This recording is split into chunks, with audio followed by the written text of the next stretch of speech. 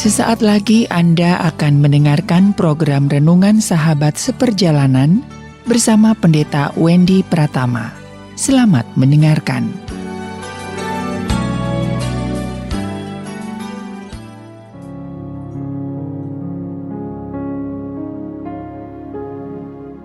Selamat berjumpa kembali dalam layanan audio Sahabat Seperjalanan. Hari ini adalah hari Kamis 22 Februari 2024. Tema renungan saat teduh kita dengan judul Penipu Kena Tipu.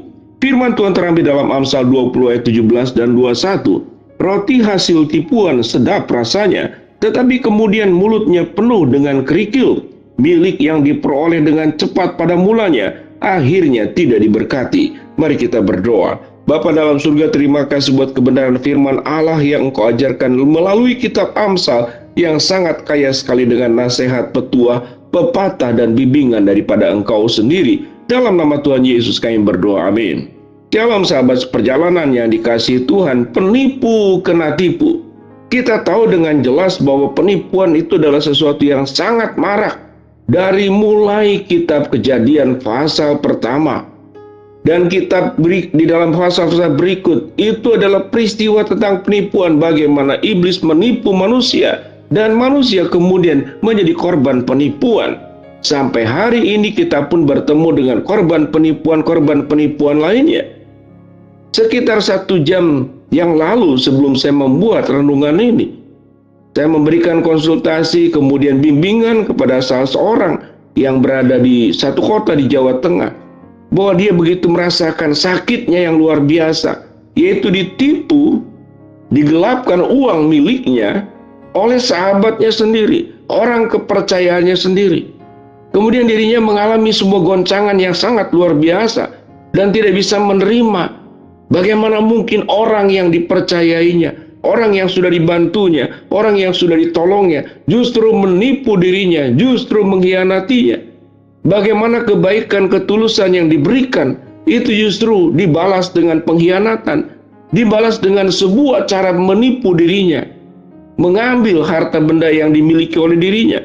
Sahabat seperjalanan, kalau ditanyakan apa kemudian rasanya bahwa kita itu menjadi korban ditipu, kemudian itu korban yang menipu kita juga adalah orang justru yang kita kasihi, orang yang kita jaga, orang yang kita berikan kecukupan buat dirinya, yang membuat dia bisa berjalan hidup secara baik, normal, dan wajar. Sungguh sakit yang luar biasa. Sahabat seperjalanan, dengan memahami hal ini, maka kita perlu menyadari bahwa setiap kita masing-masing, kalau secara fisik, secara biologis, setiap kita punya bibit kanker, setiap kita punya bibit penyakit, yang pada prinsipnya itu ada di dalam diri kita, cuman tidak berkembang. Kalau berkembang kemudian menjadi penyakit yang akut dan kemudian penyakit yang berbahaya. Demikian juga di dalam diri kita itu punya bibit-bibit sebagai penipu, disadari atau tidak disadari. Tatkala kemudian kita kembangkan, kita beri makan, kita berikan asupan, kita berikan pancingan untuk hal-hal buruk yang potensinya sebagai orang berdosa ada pada setiap diri kita masing-masing, maka dia bisa akan jadi berkembang. Dari keinginan mengambil kecil-kecil sampai kemudian melakukan penipuan besar. Bahkan kita sudah gelap mata. Orang yang mencintai kita, orang yang mengasihi kita, orang yang memberi makan dan memelihara kita, justru itulah orang yang kita tipu, orang yang kita rugikan dalam hidupnya. Tentu, kalau peristiwa itu terjadi pada sahabat seperjalanan, itu sakitnya luar biasa. Entah berapa lama, entah berapa waktu untuk bisa memulihkan, mengobati rasa sakit apa artinya ditipu dan apa artinya dikhianati. Apa yang firman Tuhan katakan pada bagian ini? Ayat 11, roti hasil tipuan sedap rasanya, tetapi kemudian mulutnya penuh dengan kerikil. Ini adalah sebuah perbandingan. Awalnya dia menipu untuk makan roti dari hasil tipuan, tetapi sudah sampai mulut, ternyata dia menjadi penuh dengan kerikil. Artinya, hasil tipuan itu tidak pernah akan membawa berkat, namun justru akan membawa kutuk buat kita, membawa keburukan, membawa hal-hal yang tidak baik dalam setiap kehidupan kita. Ini adalah yang dikatakan oleh firman Allah.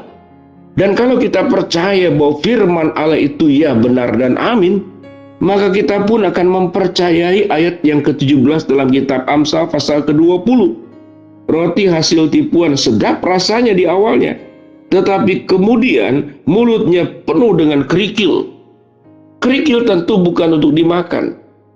Sahabat seperjalanan, setiap rencana penipuan, setiap rencana mengkhianati, setiap rencana ingin merugikan orang lain, maka harus diingat bahwa itu berdampak panjang di kemudian hari. Kalau kita kemudian menikmati betul di awal-awal indahnya menipu, indahnya mengkhianati, kita bisa mencicipi hasil daripada tipuan yang kita lakukan. Kita bisa mencicipi hasil daripada pengkhianatan yang kita lakukan. Dan roti itu yang firman Tuhan katakan, roti hasil tipuan itu sedap rasanya. Tetapi penjelasan kalimat berikut adalah, tetapi kemudian mulutnya penuh dengan kerikil. Dan itu adalah sesuatu yang pasti. Tidak ada hal-hal buruk yang dilakukan kemudian pada akhirnya berakhir dengan hal-hal yang baik. Kalau ada hal buruk yang dilakukan sekalipun itu menguntungkan, menyenangkan kita di awalnya, tetap pada akhirnya pun akan berdampak buruk.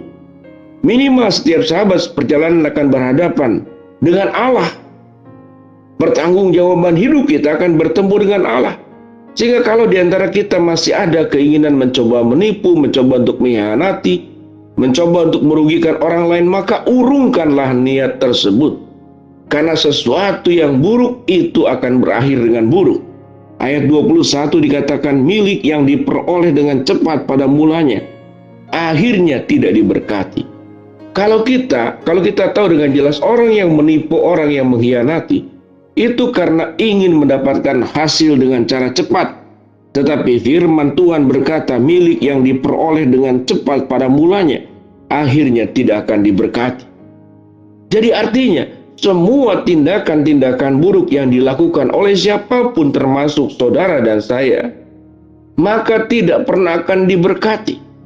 Yang firman Tuhan katakan, apa yang kita ambil, apa yang kita raih, bahkan apa yang kita rampas dari orang lain, awalnya kelihatannya sedap rasanya, kelihatannya menguntungkan rasanya, tetapi engkau sedang memakan kerikil, bukan sedang memakan roti yang sedap rasanya di awalnya. Bahwa kita tidak akan diberkati pada akhirnya. Saya bacakan kembali kedua ayat ini. Roti hasil tipuan sedap rasanya, tetapi kemudian mulutnya penuh dengan kerikil. Milik yang diperoleh dengan cepat pada mulanya, akhirnya tidak diberkati. Kalau kedua ayat ini kita kemudian baca berulang-ulang dan baca berkali-kali, maka kita akan semakin jelas bahwa kalimat di dalam ayat ini bukan Alkitab yang berbicara, tapi firman Tuhan melalui Alkitab yang sedang berbicara kepada setiap kita masing-masing. Sahabat seperjalanan, menjadi orang jujur, menjadi orang yang tulus, menjadi orang yang tidak berkhianat, menjadi orang yang tidak menipu. Mungkin bagi sebagian orang itu tidak masuk zaman sekarang. Di era modern ini, sesuatu tipu-tipu itu hal yang sangat biasa. Tapi ingat, tatkala kita melihat dari terang firman Allah, roti hasil tipuan sedap rasanya, tetapi kemudian mulutnya penuh dengan kerikil. Milik yang diperoleh dengan cepat pada mulanya, akhirnya tidak diberkati. Mari kita berdoa. Bapa dalam surga, terima kasih, biarlah kami jangan menjadi orang yang ditipu justru oleh sifat kami yang suka menipu orang lain. Berkati kami semua. Kami berdoa bagi mereka yang sedang sakit, Tuhan jamah sembuhkan. Bagi mereka yang sedang menghadapi masalah, Tuhan bukakan jalan. Dan bagi setiap sahabat seperjalanan yang sedang berdoa mengharapkan sesuatu, Tuhan kabulkan dengan cara dan waktunya Tuhan. Dalam nama Tuhan Yesus kami berdoa, amin. Shalom sahabat seperjalanan, jangan menipu. Jangan juga kita sedang menipu kemudian terkena tipu oleh diri sendiri dengan niatan yang buruk. Shalom, Tuhan berkati kita semua, amin.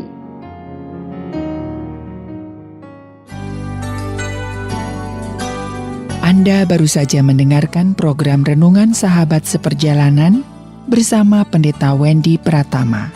Terima kasih atas perhatian Anda. Tuhan Yesus memberkati.